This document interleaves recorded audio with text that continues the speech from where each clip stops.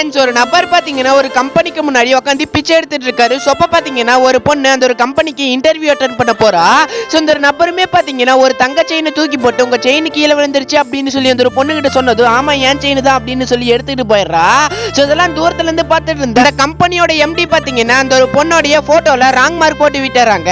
So அடுத்தது பாத்தீங்கன்னா இன்னொரு நபருமே வராரு. சோ அந்த ஒரு நபருக்கும் காசு போட்டோன்னே என் காசு தான் அப்படின்னு சொல்லி எடுத்துட்டு போயிடுறாரு.